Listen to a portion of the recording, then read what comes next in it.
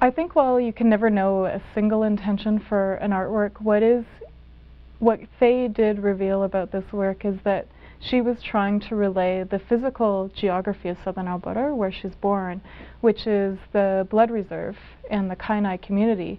And the work does that in a way that it creates a kind of undulating landscape. So it really does reveal that sense of both land, and you get a sense of the horizon line in the prairie that's very important.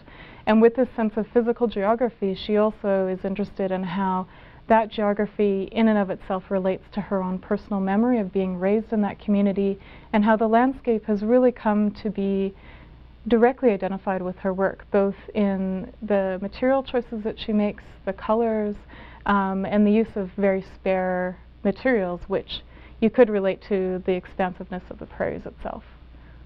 This work, which we've collected, Body of Land, by the artist Faye HeavyShield, who's from Lethbridge, Alberta, fits into the collection in a very unique way. With the National Gallery of Canada, what we try to do with important artists like Faye is we try to represent the span of their career. Up until this point, till we acquired Body of Land, we only had one work in our collection, which is called Untitled, from 1993, and it really didn't show the way in which her work has changed, her interest in new materials, including photography. And also, when we're collecting works, we not only think about how it relates to that particular artist's work in and of itself, but how it relates to other works in the collection. So with this in mind, we were interested in the relationships that it has between her work and also other Aboriginal artists, including Rebecca Belmore, work entitled Thin Red Line, as well as Edward Potras.